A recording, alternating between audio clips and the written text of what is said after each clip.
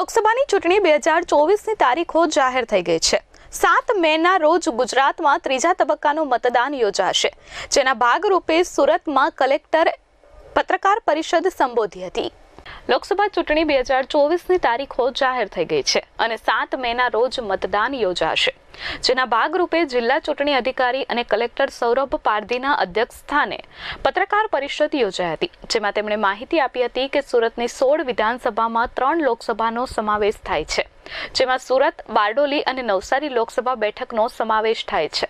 સુરતની 16 વિધાનસભા બેઠકો પર 47,08,082 મતદારો છે, જેમાં 25,23,000 પુરુષ અને 21,84,000 મહિલા મતદાર છે અને અન્ય 162 મતદાન છે। 16 વિધાનસભામાં ચૂંટણી કાર્ડ સુધારાની કુલ 1,15,000થી વધુ અરજીઓ મળી છે।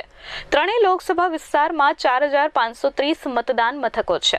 આ ઉપરાંત 16 મોડેલ મતદાન મથક ઊભા કરાશે, તો 112 મતદાન મથક મહિલા સંચાલિત હશે અને 1 યુવા બૂથ છે। આ માહિતી પાઠવતાની સાથે જિલ્લા કલેક્ટરે લોકોને મતદાન કરવાની અપીલ કરી હતી। સૌ મીડિયા મિત્રોનું ને આવકારું છું અને આજની આપની પ્રેસ કોન્ફરન્સ આપણે સૌ જાણીએ છીએ કે આજે જે લોકસભાના સામાન્ય ઇલેક્શન્સ જે છે, જનરલ ઇલેક્શન્સ 2024ને આજે ઇલેક્શન કમિશન દ્વારા જાહેરાત કરવામાં આવી છે। આ અનુસંધાને એટલે કેટલીક મોડલ કોડ ઓફ કન્ડક્ટ જે ચુનાવની આચાર સંહિતા જે છે એ હવે અમલમાં આવી છે અને આના અનુસંધાને જે સુરત જિલ્લામાં ને લગતી કેટલીક બાબતોનું હું આપ સમક્ષ જે છે પ્રસ્તુત કરવા માગું છું। જે લોકસભાની સામાન્ય ચૂંટણી 2024માં જે કાર્યક્રમ છે એમાં જાહેરનામું બહાર પાડવાની તારીખ છે 12 એપ્રિલ। એમાં ઉમેદવાર પત્રો ભરવાની છેલ્લી તારીખ છે 19 એપ્રિલ શુક્રવારથી। ઉમેદવારી પત્રોની ચકાસણીની તારીખ છે 20/4/2024। ઉમેદવારી પત્રો પાછા ખેંચવાની છેલ્લી તારીખ છે 22/4/2024। મતદાનની તારીખ છે 7/5/2024, એટલે ગુજરાતમાં એક ચરણમાં મતદાન યોજવાના છે, સુરત પણ આમાં સામેલ છે। મતગણતરી જે છે એ 4 જૂન 4/6/2024ના રોજ કરવામાં આવશે અને 6/6/2024ના રોજ ચૂંટણીની પ્રક્રિયા જે છે એ પૂર્ણ થશે।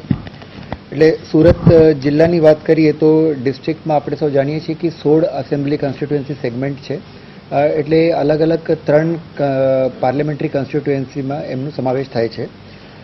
24 સુરત જે પાર્લામેન્ટરી કોન્સ્ટિટ્યુએન્સી છે એમાં 155 Olpad, 159 Surat East, 160 Surat north, 161 Varachha road, 162 Karanj, 166 Katargam અને 167 સુરત વેસ્ટનો સમાવેશ થાય છે।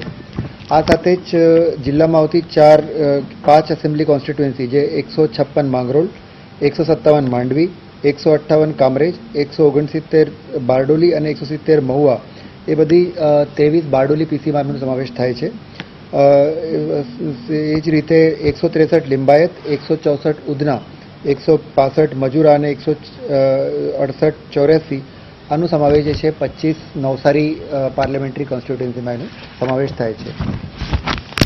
સુરત આખા જિલ્લાની વાત કરીએ તો જે 5/1/2024ના રોજ આખરી મતદાર યાદી પ્રસિદ્ધ થઈ છે એના મુજબ કુલ જિલ્લામાં 47,08,082 મતદારો છે। એમાં 25,23,000 જેટલા પુરુષ મતદાતા અને 21,84,897 સ્ત્રી મતદાતાઓ છે। જેન્ડર રેશિયો 866 છે અને ઈપી રેશિયો 60 છે। આ વખતે જે પર્સન વિથ ડિસેબિલિટીઝ 85+ અને યુવા મતદારો ઉપર આપણે વધારે ધ્યાન આપીએ છીએ। એમાં પીડબ્લ્યુડી વોટર્સ છે ટોટલ જિલ્લામાં 21,702, 85+ ઇલેક્ટર છે 21,650 અને 18 થી 19ના ઇલેક્ટર છે 84,476 જેટલા મતદારો છે। મતદાર યાદીની સત્તા સુધારણાનું કાર્યક્રમ હાલ પણ સ્ટાર્ટ છે અને જે છે લાસ્ટ ડે ઓફ નોમિનેશન સુધી બધું ચાલતું રહેશે। એમાં જે નવા ફોર્મ્સ જે આવ્યા છે એમાં નવા ફોર્મ્સ 6 જે છે 46,797 એટલે 46,797 જેટલા ફોર્મ્સ આવ્યા છે। ફોર્મ 7માં 18,928 અને ફોર્મ 8માં 49,346 એટલે 49,346 જેટલા ફોર્મ 8 પણ આપણને મળ્યા છે અને આનું નિકાલ પણ જે છે ARO કક્ષાએથી થઈ રહ્યું છે। સુરત જિલ્લામાં જે મતદાન મથકોની આપણે વાત કરીએ તો ટોટલ જિલ્લાના મતદાન મથકો છે 4,476 અને મતદાન મથકની જે લોકેશન છે, સ્થળો છે, એ છે 1,818 જેટલા છે. આ વખતે આપણે પૂરક મતદાન મથક જે છે 54 જેટલા પૂરક મતદાન મથક ઊભા કરી રહ્યા છીએ, એટલે કુલ મતદાન મથકોની સંખ્યા છે 4,530 છે આ જિલ્લામાં થાય છે. આ વખતે દરેક એસેમ્બલી સેગમેન્ટ દીઠ એક મોડલ મતદાન મથક, દરેક એસેમ્બલી સેગમેન્ટ દીઠ 7 મોડલ મહિલા સંચાલિત બૂથ અને એક આપણે યુવા બૂથ જે છે રાખીએ છીએ. આમ કરીને કુલ 129 સ્પેશિયલ ટાઈપના બૂથ છે આપણે એમાં બનાવીએ છીએ. આજ આપણે સૌ જાણીએ છીએ કે આજથી આચારસંહિતા અમલમાં આવી ગઈ છે. એની એન્ફોર્સમેન્ટ કરવા માટે અલગ અલગ ટીમો જે છે આપણે બનાવી છે, જેમાં 26 મોડલ કોડ ઓફ કન્ડક્ટની ટીમો, 117 જે છે એ flying squad, 141 static surveillance team, 44 છે એ video surveillance team, 19 video viewing team, accounting team 16 અને અસિસ્ટન્ટ એક્સપેન્ડિચર ઓબ્ઝર્વર 16 આવી ટીમોનું આપણે ફોર્મેશન કર્યું છે. જિલ્લામાં પૂરતા પ્રમાણમાં ઈવીએમ, વીવીપેટ છે અને સાથે જ મતદાન સ્ટાફ પણ છે એ પૂરતું છે. વાહનોની જરૂરિયાત પૂરતા જેટલા પણ વાહનોની જરૂરિયાત પડશે એની વ્યવસ્થા જે છે બધી કરી લીધી છે. જિલ્લામાં પોલીસ કમિશનર શ્રી અને પોલીસ અધિક્ષક શ્રી એમની સાથે મળીને જેટલી પણ લો એન્ડ ઓર્ડરને લગતી જેટલી કામગીરી છે, વૈધાનિક અને બિનવૈધાનિક જેટલી પણ કામગીરીઓ છે એ પૂરી કરવામાં આવેલ છે. આપણે ચૂંટણી સંચાલનમાં ભાગરૂપે જે મીડિયા સેન્ટર આપણે ઊભું કરીએ છીએ, મીડિયા સેન્ટર એ જૂની કલેક્ટર કચેરી આયોજન ભવન નાનપુરા સુરત ખાતે આપણે કાર્યરત કર્યું છે. આ વખતે અલગ અલગ આઈટી એપ્લિકેશન્સ મારફત લોકોને અને પોલિટિકલ પાર્ટીઝને સુવિધા થાય એના માટે અલગ અલગ એપ્લિકેશન જે છે એ વિકસાવવામાં આવે છે. સીવિજિલ એપ્લિકેશન છે, જે એપ્લિકેશન ગૂગલ સ્ટોરમાંથી આપણે ડાઉનલોડ કરી શકીએ. એમાં આચારસંહિતા ભંગ અંગેની જે પણ ફરિયાદો હોય એ ઓનલાઈન છે નાગરિકો કરી શકે છે.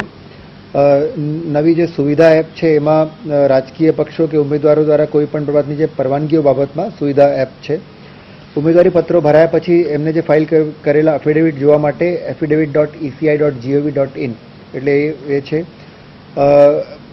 મતદારો જે છે પોતાનું વિગતો જોવા માટે voters.eci.gov.in નું યુઝ કરી શકે છે. સાથે સાથે જ વોટર હેલ્પલાઇન મોબાઈલ એપ્લિકેશન પણ ઘણી બધી ઇન્ફોર્મેશન્સ છે એ વોટર્સ માટે અવેલેબલ રહેશે. સાથે જ ટોલ ફ્રી નંબર 1950 એ આપણા જિલ્લામાં કાર્યરત છે. એમાં જે નાગરિકો મતદાર યાદી કે ચૂંટણીલક્ષી કોઈ પણ કામગીરી માટે આનો ઉપયોગ કરી શકે છે. નાગરિકો દ્વારા મતદાર યાદી કે ચૂંટણી સંબંધી અલગ ફરિયાદોનું નિવારણ માટે એનજીએસપી પોર્ટલ પણ આપણે ઊભું કરેલું છે. મતદાનના દિવસે કેટલાક ટકા મતદાન થયું એ જોવા માટે voter turnout application, mobile application એ પણ આમાં કાર્યરત રહેશે. સાથે સાથે જ આપણે આ જિલ્લામાં જે 24 સુરત લોકસભા માટે હું ચૂંટણી અધિકારી તરીકે પણ ફરજ બજાવું છું. અધિક જિલ્લા ચૂંટણી અધિકારી તરીકે કેજે રાઠોડ અને આરસી પટેલ છે અને નાયબ કલેક્ટર ચૂંટણીમાં ડૉક્ટર કૃતિકા વસાવા છે. એટલે આપણે બાકીના પણ જેટલા પણ ઇમ્પોર્ટન્ટ કોન્ટેક્ટ છે એ આપણી એમાં સામેલ રાખ્યું છે. તો આપના માધ્યમથી બધાને આપણે જણાવીએ છીએ કે નિષ્પક્ષ ચુનાવ માટે જે આખું તંત્ર છે એ કાર્યરત છે અને લોકોને પણ અમે અપીલ કરીએ છીએ કે મોટી સંખ્યામાં જે પોલિંગ ડેના દિવસે એ જઈને જે છે પોતાનું મતાધિકારનું પ્રયોગ કરે. Bureau report S24 news Surat.